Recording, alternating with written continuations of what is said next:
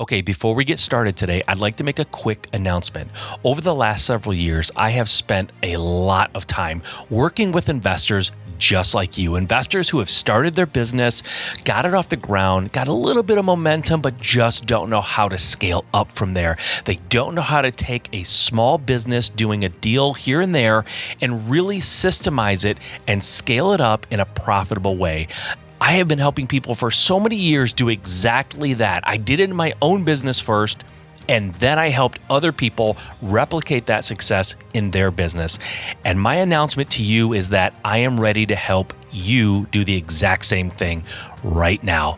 I have developed a program that's called the 7-Figure Investor Blueprint, and it's called that because I want to take you from wherever you are in your business right now and help you ramp it up into a 7-figure profit business. You can do this. I know you've told yourself that you want to do it, and for whatever reason, it's just not working out. But I want to teach you things like how to market, to find the best deals, how to analyze those deals, how to negotiate with sellers and wholesalers to get the best possible deals, how to get those deals funded, whether it's private funding, hard money lending, whatever. I want to help you understand the best way for you to fund those deals, and then how to structure those deals for maximum profit.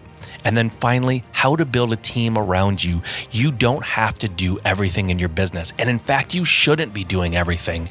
I don't do everything in my business, and it runs really, really well. In fact, it runs better when I'm not trying to do everything. And I want to teach you exactly how to do that.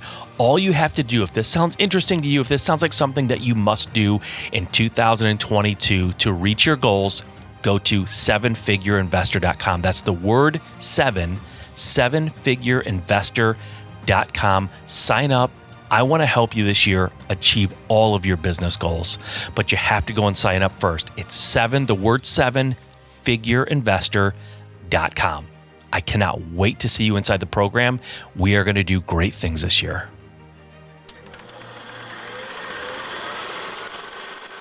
I'm thankful for the people that are like, oh, there's nothing on the MLS, and they're super dramatic about it because they're all out there. And I'm like, great, that's great news. It's better for me. You're listening to the Just Start Real Estate Podcast. If you're serious about your real estate investing business and need real answers, you are in the right place. And now, your host, Mike Simmons. All right, thank you for joining me on the show today. I am excited to be here with you and excited to be interviewing a really good friend of mine named Tanya Rooney. I met her in the 7-Figure Flipping Mastermind. She started back, I think, in 2018, she said, and just really hit it off pretty fast and became pretty good friends. And she's a really smart investor and someone that I wanted to have on the show because not only is she a smart investor and really knows her stuff, she's also a blast to talk to, and I wanted to be able to have that fun here on the air with you guys, and just have an interview that frankly I know the person, and it's comfortable and fun, and I love talking to her. It's been a little while since I've spoken to her, and I know she's doing some different things than she was doing the last time that we spoke, and I wanted to talk to her about that, that change in philosophy or that change in approach that she had in her business. And frankly, I wanted to learn some stuff from her because I know that what she's doing now is what I want to start doing more of, and that's short-term rentals. So we got into that and had some good conversation about that, and a lot of stuff regarding business, about just chasing goals and what's important to you and, what isn't important to you, and getting clear on that kind of stuff. It was awesome conversation and tons of fun, and fair warning, a little goofing around, couple swear words. So if you have kids listening, I don't know, maybe this is the right one. It wasn't bad, but here and there, a couple. So anyways, but it was a ton of fun. I think you're going to get a lot out of this one. So I give you my friend, Tanya Rooney. All right, Tanya, thanks for being on the show. This is going to be interesting. Here we go. Agreed. Thanks for having me, Mike. Yeah, normally there's this like kind of formal, a little uncomfortable thing I do in the beginning where it's like, thank you for being on the show. I appreciate your time. And I do appreciate your time. However, we've known each other for years. Nobody busts my chops more than you do. It's probably why I love you so much. And I'm excited to have the conversation on the air. Yeah, I'm excited as well, and I agree. No formalness. I can't wait to see how you talk to me when you know it's being recorded and then published. This is going to be great. I'll be a little bit kinder. Just a tiny, though. Not much. Yeah, I think one of the last things you said to me when we had a meetup that stuck with me, everything you say to me that's critical sticks with me, and we have a story about that. But you said we were giving each other a hard time, and you go, well, what about, you said something like, you probably don't even remember this. You said like, well, what's with your hair? Something like that. And I was like, wait, what? I think my hair looks good. And then you just moved on. You weren't even like, it wasn't even a thing, but I think we were attacking each other. And then you went for my hair, and I was like, what is wrong with my hair? Now I think about my hair more than I ever have. I can't imagine it was a comment about your hair. I do make comments about your cargo shorts. Oh, that's true. I do. Every time. I know. But your hair is usually pretty on point. So if I said something, the likelihood is it was like off, not necessarily like your hair in general. Yeah. It was probably just like something's going on with your hair. What's going on? All right. Because your hair and beard are usually on point. Thank you. I appreciate that. First of all, guys, if you're listening to this, I don't know. You can probably fast forward another 5 minutes. We'll probably be shooting the shit for 5 more minutes. But I do want to say you're in the Midwest, right? You're in the great state of Minnesota. You're Midwest. Don't people wear cargo shorts there? I guarantee they do. It's a Midwest thing. It's not like you're from San Diego. I actually think cargo shorts, people wear them all over the world. I just don't personally love them. I literally, why do you have to carry so much stuff, Mike? Like you have a wallet and that's it. Like you probably don't even have keys that you carry in your pocket. I don't even have a wallet, but I don't really need it. Honestly, I don't need all those pockets. Here's the thing though. I used to not own shorts that were not cargo shorts. Now I have cut it down to I only have 50% of my shorts are cargo shorts. I have bought shorts and changed my wardrobe specifically because of the ribbing that you've given me. Yes. Yeah. You're welcome, Nanette. Exactly. I mean, she likes you the way you are, though. I'm sure. She loves cargo shorts. She finds them very attractive. I'm going to go with she loves you, Mike. All right. So I got to tell this story to give some context. All right. So I met Tanya in the 7-figure flipping mastermind. She was in what we call the runway group, which was for newbies. And I was doing like a coaching call, like a group call or something. I don't even know exactly what we were doing, but it was like a group coaching call. And it was you. But here's the important thing to know for everyone. It was Tanya and 9 other people probably on this call. All of them, but most of them didn't know each other very well. I didn't know Tanya at all. She was just a newish member. First call she'd ever been on. She looks very sweet and innocent. And so I wasn't expecting anything. However, I do a podcast, obviously. And I had on my microphone, which you notice I don't have anymore, I had what's called a microphone flag. A microphone flag is, you can hold it up. I know you got it.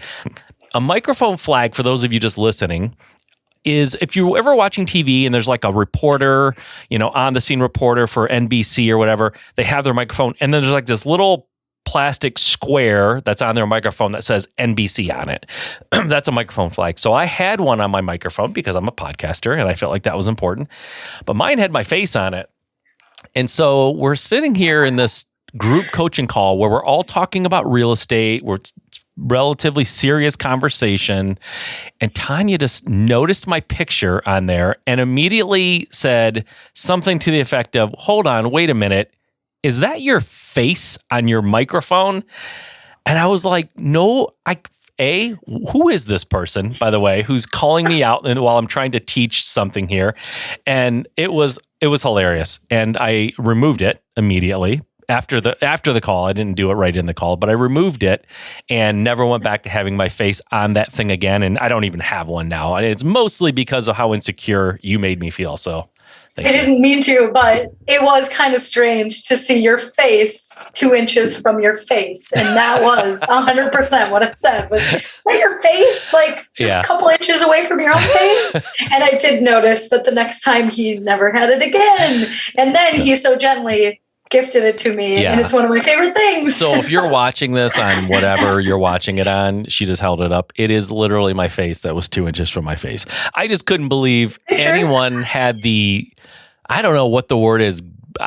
I don't know. To call someone out. Jerk. It was awesome. But I will say, oddly, it made me like you more. And I am strangely attracted to people who give me crap. So I am very attracted to you as a friend because no one gives me more crap than you. No, probably not. My cheeks hurt when I see you. I'm just like, yes, what are we going to talk about? Yeah, I know. We always have a blast. All right, guys, this is fun for me and for you, but maybe everyone else is bored.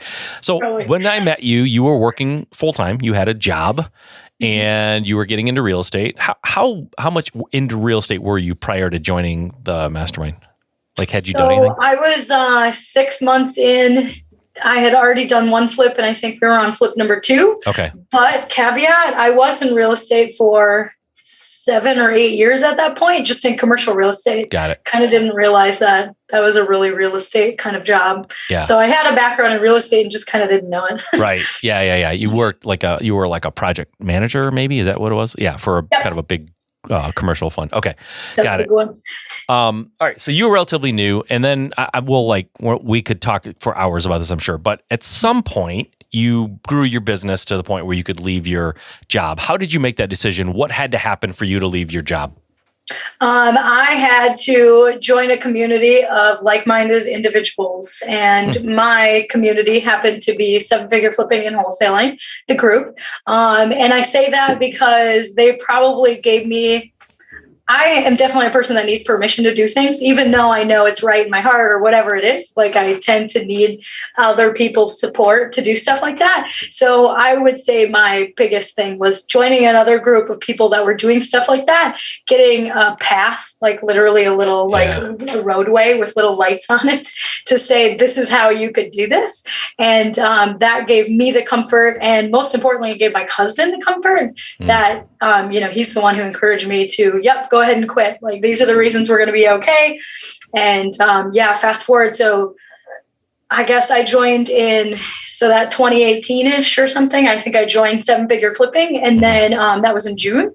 And I quit in February or March. Actually, I think my boss talked me into an extra month and a half. So probably April of 2019. So I know that. So joining the group and having that people surrounding you and that support and all that, it made a difference. I get it. What though, what actually what kind of a business did you need to have in order to quit? Can you give everyone a sense of what kind of volume, what kind of income did you create? What did your business look like when you said, this is it, you guys both said, this is it, I'm out? So we were doing consistent flips. I don't know, I guess. So my first year I did 1, my second year, I think I did 3. So that was the year I joined the group. And then the next year I did 11 or so. So I knew it was mainly about, it wasn't an amount of money. It was about knowing that, oh, wow, I have these skills that nobody can take away from me. I have my skills that I'm quitting my job from and my skills of flipping houses. Yeah. I can figure this out. I already know I can make money. If all of a sudden we say, we need $10,000. I actually know the path just to quick make $10,000. Yeah. So in a way, I had a team. It was me and one other person. And then my husband helped when he could, which was still pretty often. We had tons of contractors and things like that as well. But I just had the one person, I think, when I quit, and I was starting to hire an acquisitions person. I think I hired an acquisitions person after I got back from that specific meeting, because it happened in February that we made that decision. Yeah. It wasn't necessarily, it was kind of like a burn the bridges, but I didn't burn the bridges because I still talked to my director from CBRE. Again, it was all, to me, looking back on it, it was definitely a mindset thing. It's it's this shift that you have to have, that you're oh yeah, this is the reason everything's going to be okay. I didn't burn my bridges. If I really need to go back and be a CBRE project manager, I can. Yeah. I do think it has a lot, you can always find reasons to not go full time and to go for it. And you can always find reasons to do it or not to do it. You're right. It's total mindset. It's which set of excuses do you want to put your horse behind, so to speak. I don't even know if that's the thing. Do you put your horse behind something? I don't know. You don't do that. It's okay. You flub. Front It's fine. typically, but anyway. I know what you mean. Thank you for that. This is where interviewing you is nice, because I think you might have given me a lot more crap for saying something stupid if we were just sitting somewhere in a bar. But no, you could totally find reasons to do it or not do it, right? So when you did that, you were flipping houses like 11 or whatever that year. Where did you go from there? What did your first year free from your job look like? It was those 11 houses. So, it was flipping. We did some flips, some wholesales. I don't think we did a wholesale until 2021. So it was just mainly working on flips and getting them off market. So doing that process. I've always done a lot of MLS deals. So lots of, networking with a couple of different real estate agents consistently. It was building the systems and then trying to figure out how to be a business owner. Okay. That's interesting because because the market was pretty good back then too. Like, how were you getting deals? I didn't even know this about you. I didn't realize you were getting deals on the MLS. Like, how were you finding deals on the MLS where most people would say there's nothing on the MLS, everything's too high priced? I'm thankful for the people that are like, oh, there's nothing on the MLS, and they're super dramatic about it because they're all out there. And I'm like, great, that's great news. It's better for me. So it was all about the partners that I had. So I call anybody that I work with a partner because that's what they are. Sure. Like they're contractor partners or vendor partners, they're real estate partners, because truly you need to start treating everybody in your business like that. Like it's not just a plumber. He is the plumber partner that you're going to use to make you successful. Right. So I happen to have some amazing real estate partners, like real estate agent partners. I happened to find a gal that was also a flipper, but they only flip one at a time and they flip, every other year or so. So I found one that she was always hungry for her next deal, but she was never really buying. And it's just because she had, and then she built up her business actually, like she's a really good real estate agent still. And she built it around being an investor friendly real estate agent. So mine was all about those people, like even to this day, like my best deal last year was an owner finance deal that a real estate agent found for me. He didn't do the deal himself. He found it for me. He's amazing. He likes to hustle. And he's like, Tanya, like, I don't really want to do this deal. Do you want to? So it's all about that person that actually helps. Like there's still numbers out there. Like I bought a couple off the MLS last year still, and we kept some, and I knew we were going to keep them. So we were able to buy a little bit higher because we were keeping them for short-term rentals. Yeah. And I knew that like, this is great. The other thing was like, this house was never like, this one specifically was never going to pass an FHA inspection. Like it had a rickety back pool in the backyard that needed to come down, and a 2-car garage that was like, seriously, if I would have just pushed on it, it probably would have fallen down.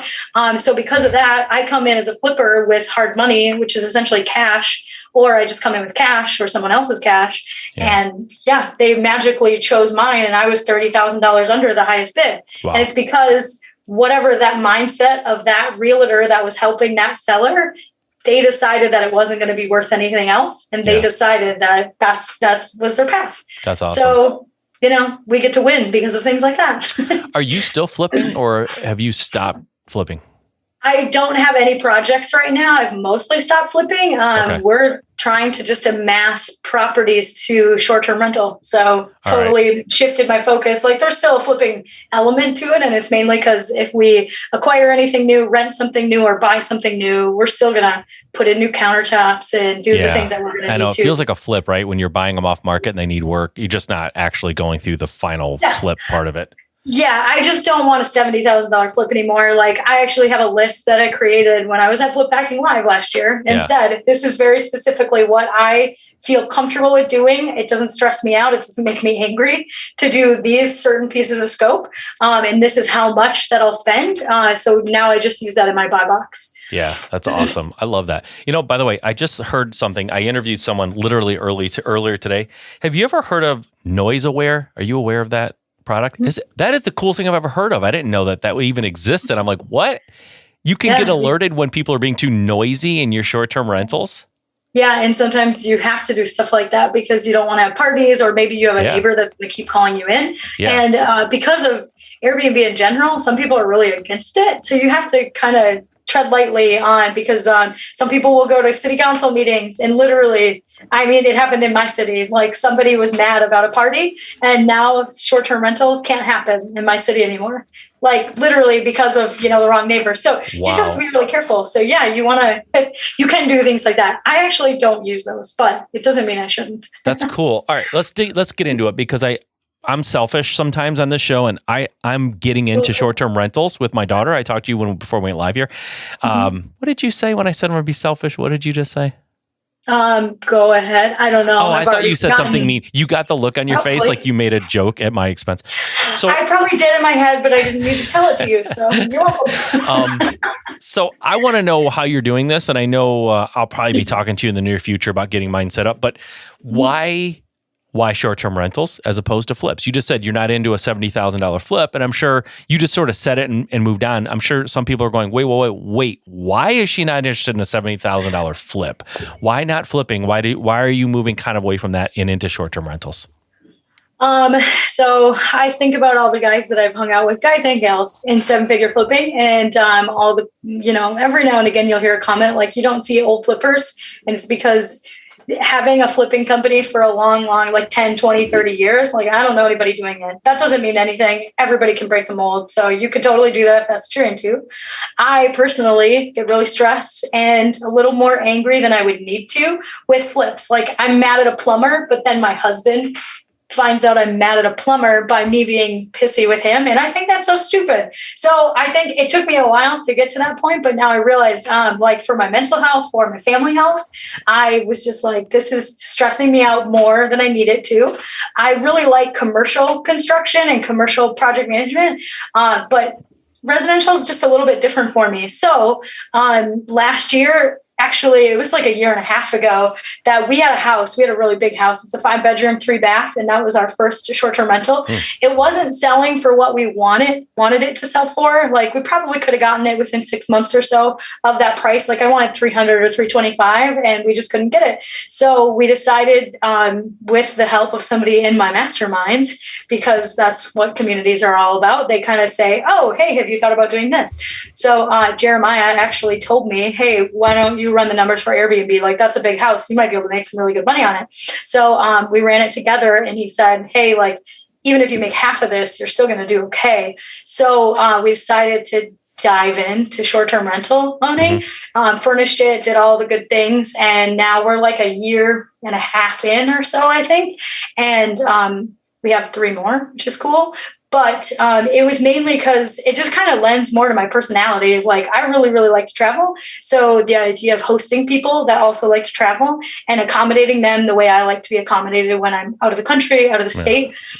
Like making sure everything is stocked appropriately, giving them really good suggestions on what cool things there are in the Twin Cities. Even though it's cold, people still come here. So it mainly was about my personality as well with this. I know that I wanted to buy and hold. Like everybody that gets into real estate has a goal of buying and holding. It might not be in your first 2 years, but I 100% guarantee you will realize at some point in your journey, why did I give away all of this money? Because it's equity and you need it for later. And I understand why we flip and wholesale. We need that. A lot of people flip and wholesale just so they can keep some, or like to feed their short-term rental business or to feed their long-term rental business. So I think it was just more the realization, like, I need to stop getting rid of things. So then we just kind of changed how we bought and what we bought and where we bought, and realized, oh, like, this is long-term wealth that I'm looking for, and I get some really good cash flow because I'm really into cash flow right now. I'd like to pay everything off, not my houses. I'd like to pay all the other things off though, and then just kind of keep going with this. Like, again, it's really good for my personality. I love customer service. I love hosting. It's been a really fun thing. So how was that first house doing, that 5-bedroom? Is it like, do you have any idea, like high level basic numbers? Do you know? Yeah. So we grossed $55,000 on it last year. So it's 1 full year. There were 2 or 3 months we actually lost money, but then I got smarter and smarter, and people wanted to come to Minnesota because it was summertime. Right now is a little tough because, it's -10 here and people don't want to come here. But they still do. So we just kind of realized like what we could do. Like I've learned more and more by getting into short-term rental communities and realizing, oh, we're pricing, like there's strategies for pricing. There's algorithms for pricing. There's all these things. So once we realize that, we gain some momentum. And this year I expect we'll do at least 25% better because I know how to price now. Yeah. I know how to make sure it gets booked out. So yeah, 55,000. And that means we probably netted around 20 to 28. Like, Okay. I know that's a big gap, but still. But half, basically 50% net. Yeah. Okay. And I might spend like on one property, I might spend a half hour a week. And let's say, but through the month, it's probably 6 hours. Yeah. Because really there's always going to be one situation I'm like, oh shoot, I have to deal with this. Like somebody missed a clean or somebody has to check in or door handle breaks. It's bad because they're really close to me. But yeah. So are you still finding these houses on the MLS? Is that the main source?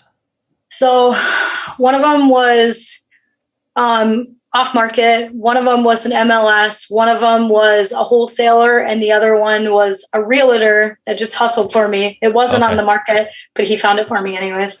So what is the plan? Like how many do you want? Or are you just like, we're just going to keep buying them until we feel like stopping? Or do you have like a number? No, I totally have a number. Okay. Like I would like 10 to 15 of them. 20 is probably max, but that's like my mentality right now. It could change. Yeah. I really just have a number. Like I want $15,000 to $25,000 a month coming in. Active, passive. I'm totally fine with being in this part of the business. And then me and my husband can do whatever the heck we want. And I don't really want to be a billionaire. I mean, it'd be neat, but it's really not something I'm striving for. Like I've also realized that the last few years is that being around those people is amazing. These people, like some of these people that I've hung out with, like they have such big goals and they just totally put their head down and go. Yeah. I'm not one of those people. Like it's just totally not my thing. I would rather help some people here and there. And then I want to go to my goddaughter's birthday party or her hockey game or whatever. Like we don't have any kids. So we hang out with other people's kids. I want to go hang out with my friends way more than I want to work, 80 hours of business. It's just not my thing. I love it. So you call it active passive because you're spending, like you said, on average half an hour per property. You're doing it yourself. Why not? And I'm sort of asking questions that I think I know the answer to, but why not use a manager, property manager, whatever, like a short-term rental manager, and then you don't have to do anything. They charge a lot of money and it's totally fine because some people are just like, hey, I've got this $300,000. I want to stick it into a house and I want to not worry about it. Yeah. And I want to worry about it maybe in 5 years. That is completely fine. But property managers, like a really good one for short-term rental, should be charging you anywhere from 20 to 35%.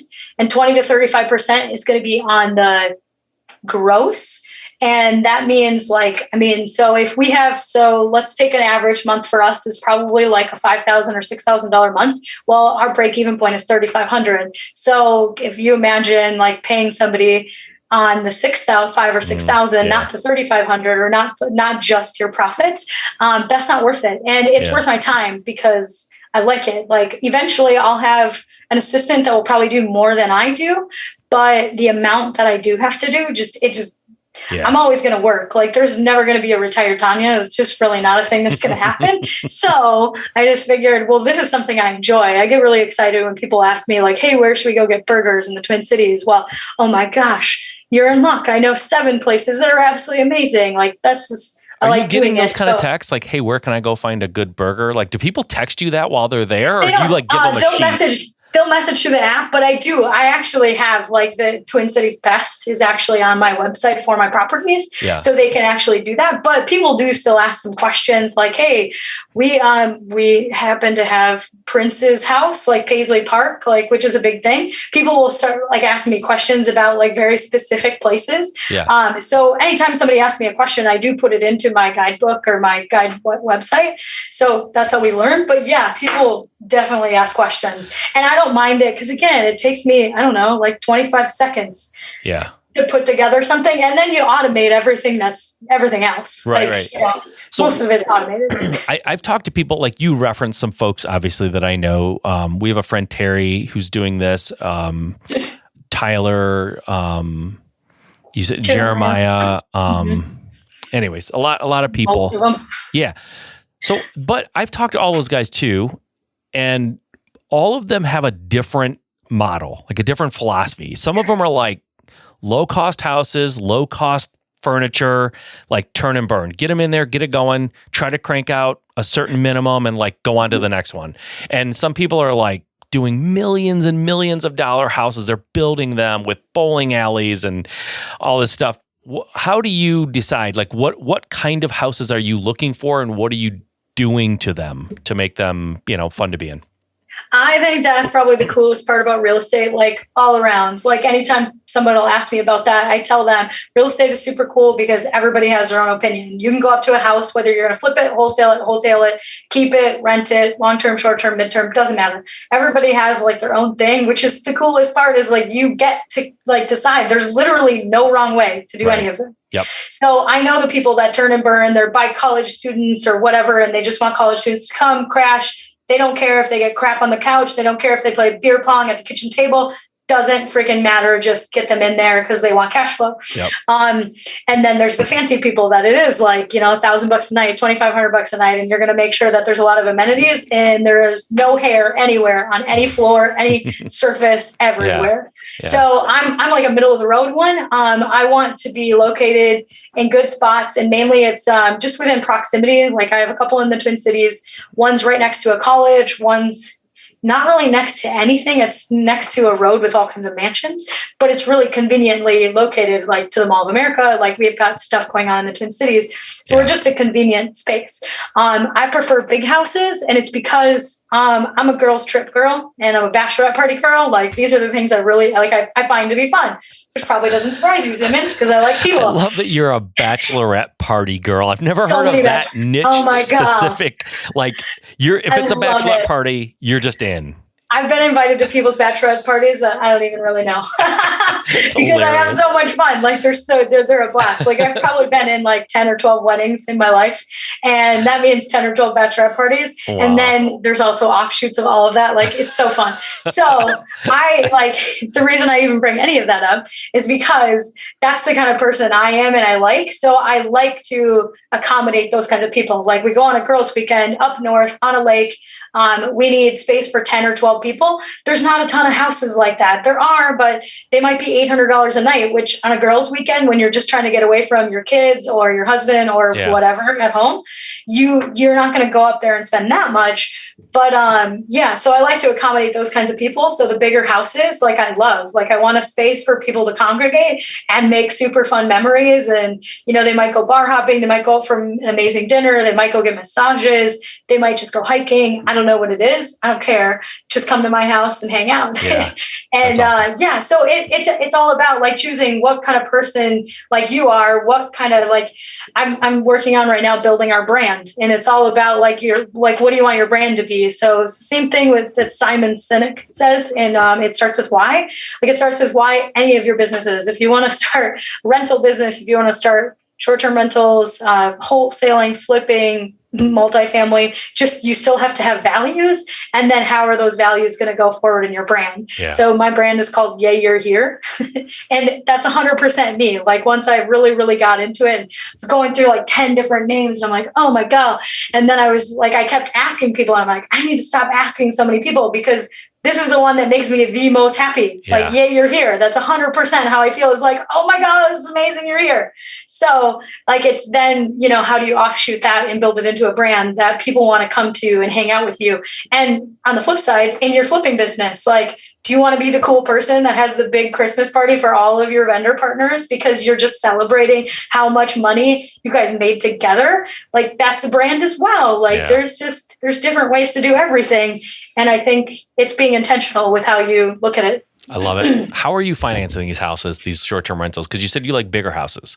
So how are you? I know there's a lot of different strategies for buying houses, and people do different, obviously. But what do you do for because these short-term rentals, like any rental, it's a business and there's economics and they have to make sense. And you can go to hard money lender and spend 12%, but that doesn't necessarily make a great a long-term financing option. You can't do that. So how are you financing these guys?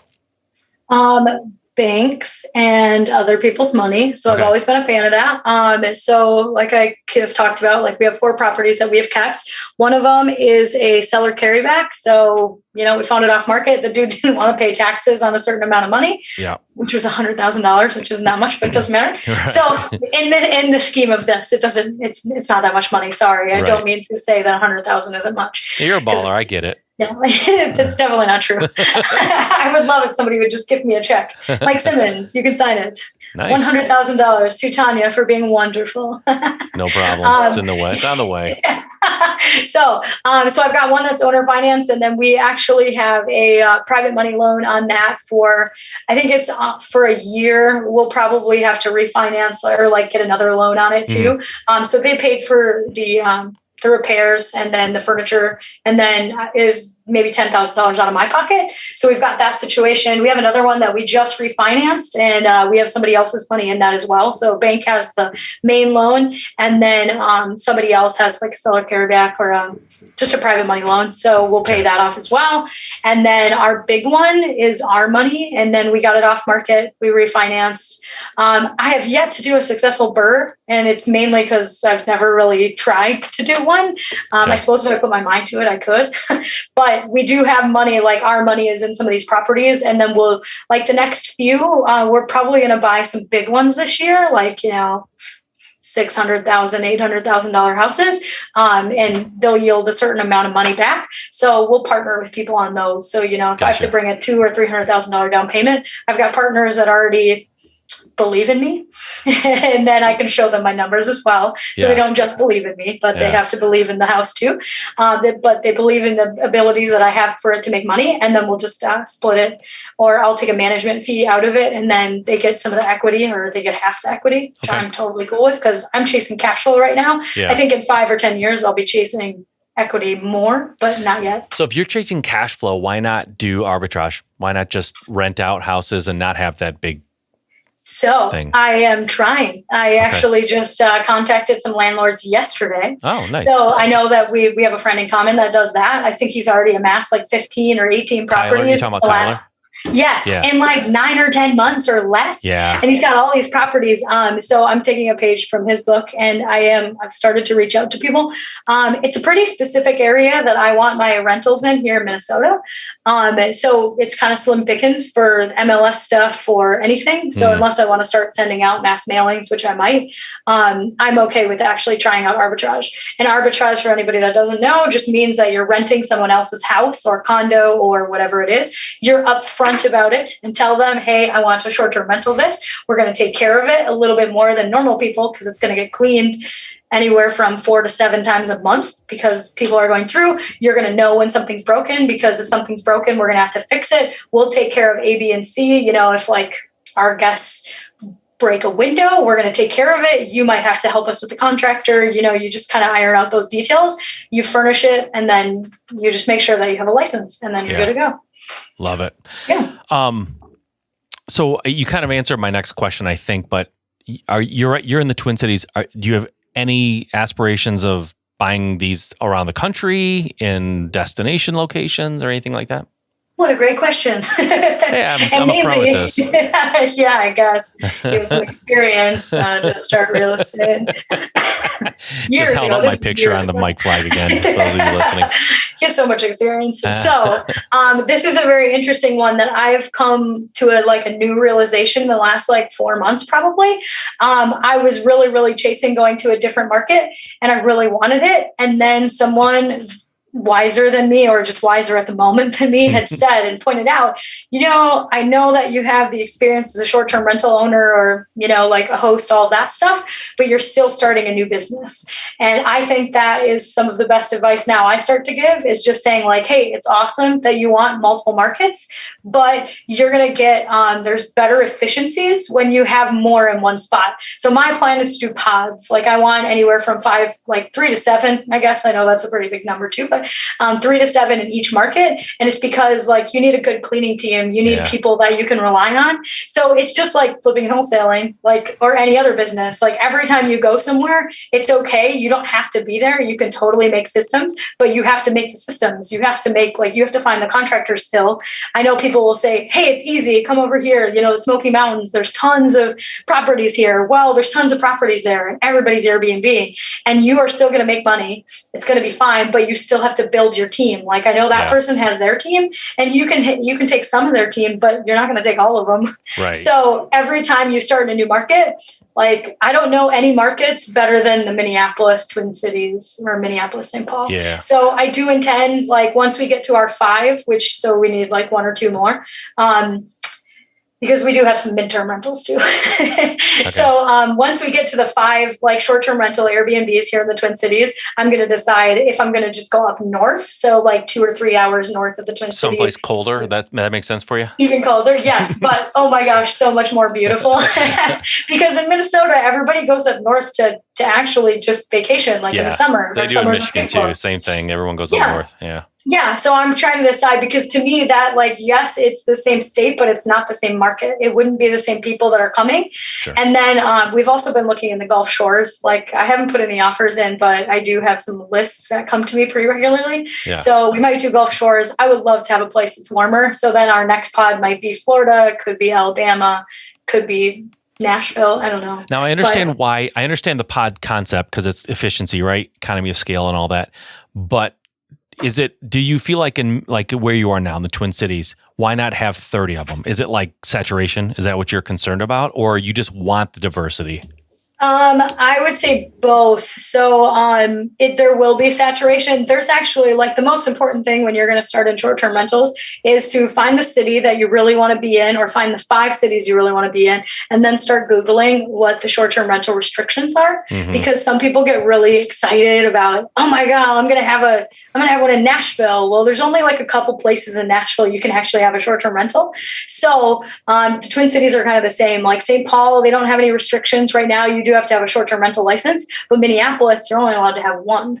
And then Falcon Heights, which is right next to the state fair in Minnesota, which is a big thing. Yeah. They have 0. You just have to have a rental license. It doesn't matter if it's long-term or mid-term or short. Oh, okay. So you have to care about things like that. So the saturation, or essentially, I guess I see it as a risk. Like if you're going to have 30 of these eggs in one basket, if they're long-term rentals, those are low risk anyways. Like I don't consider that. Like short-term rental is a riskier business. Mm-hmm. You have to have a good threshold, but I would think like, I know guys that like they're just enacting the 1 short-term rental rule now, like in Minneapolis.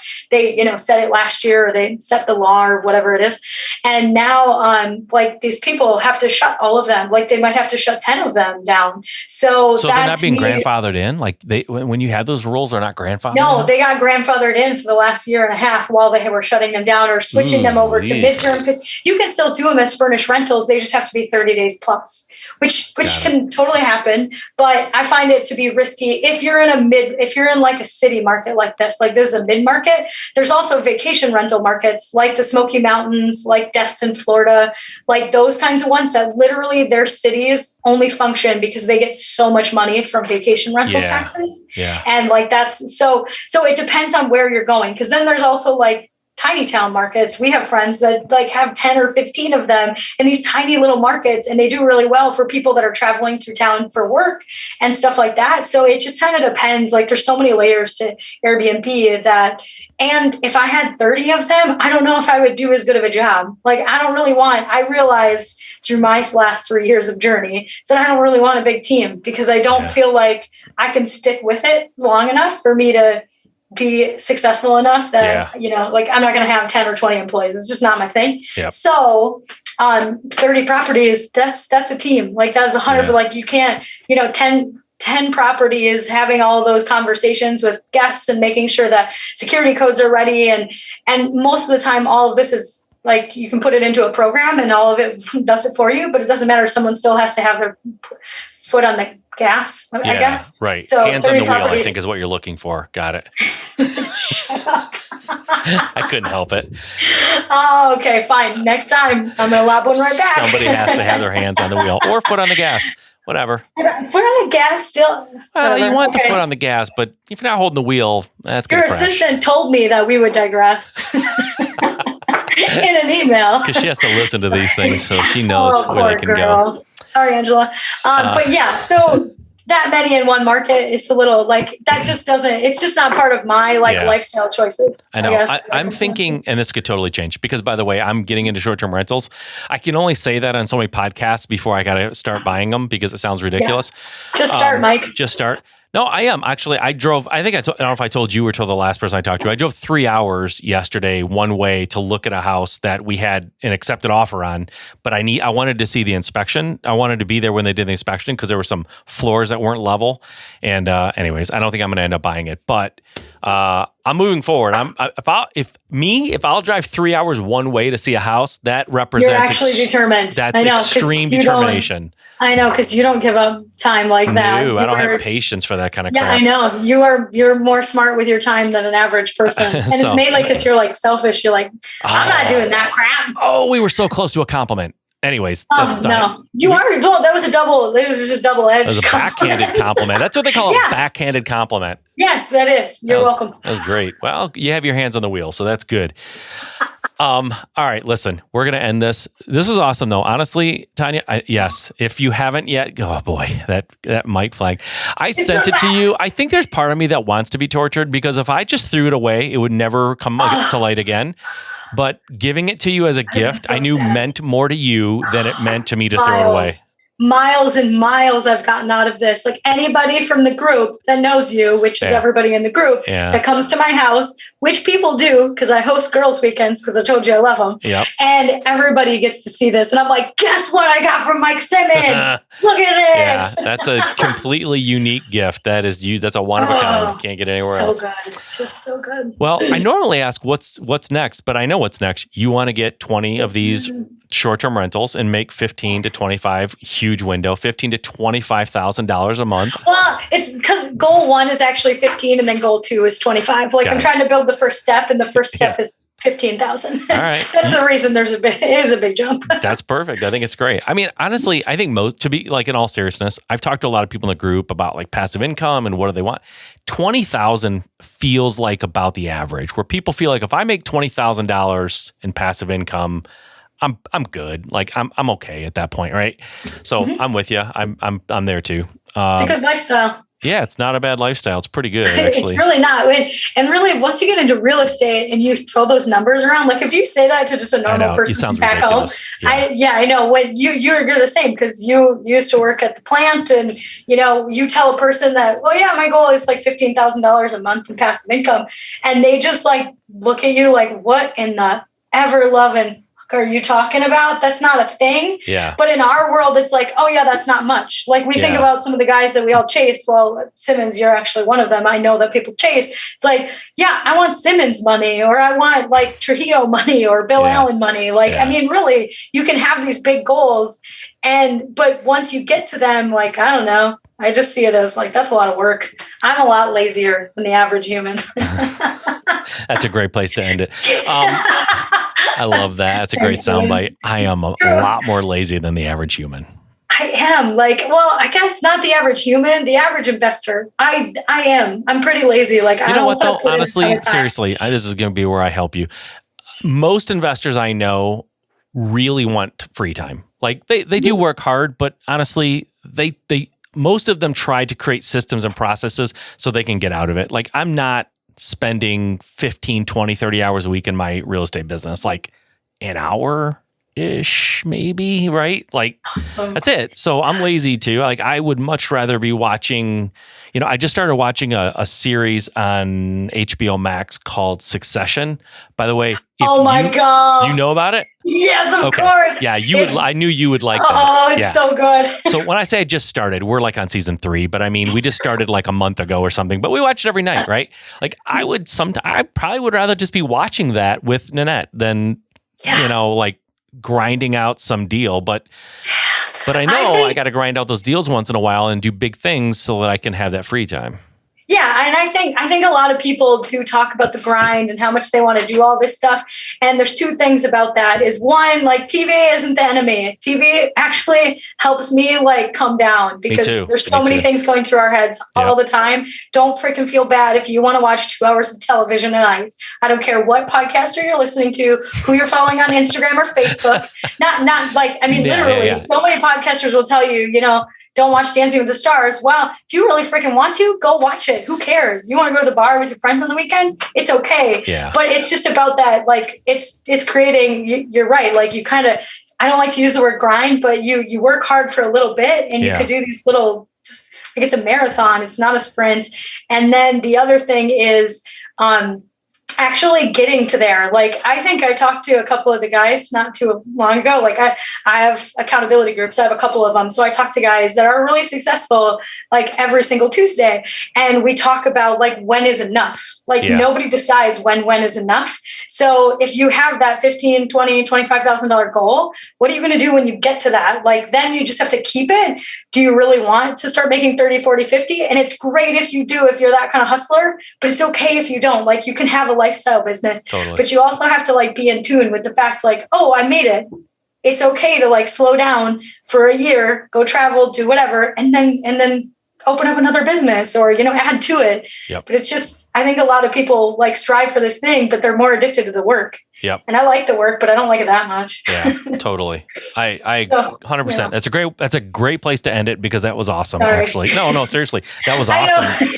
I was actually going to pick on you, but you kept talking. And the more you talked, I thought this is really great. I'm not going to ruin it by saying something stupid. Listen, Tanya, seriously, we have talked for hours, so I could talk to you a lot longer than this. I enjoy you so much, and I'm sad that I'm not going to see you as often. But if I ever have a girls' weekend in the Twin Cities, I will absolutely look you up. Don't you dare think that I'm not going to come and stalk you in Nanette at some point. Oh, you should definitely. I like the food in Detroit. I don't know if anybody else does, but I do. So I'll come and visit at some point. You were in Greektown and you loved the sightseeing in Greektown. Oh, I just love it down there. And it was all the first time I met you in real life. That's right. And wait. You had interesting things to say about my precious hometown, right, when we were there. It's a little dumpy, but I really like Greektown. No, it is. I'd love to argue with you, but it was a freak things show. About Detroit. It's such a bummer. Yeah, I know. That's all right. Someday, Dan Gilbert is building us back up, so someday we'll be the Twin Cities of the Midwest. No, you're going to probably move somewhere warm by then. I know, probably so. We were just in West Palm Beach celebrating Nanette's birthday, and I was like, why don't darn you live those down kids. There? If we didn't have kids, we would be moving immediately. Okay. So then your next goal is how much money am I going to have to spend to go back to Michigan three times a month, every month 100%. Of the year? Yeah, 100%. And then there you go. There's your fun. Maybe we just buy something in Florida. We don't tell our kids we moved because we just have enough money to fly back 3 times a month and come over like, we're just in the area. We're swinging by. I want to see what you guys are up to.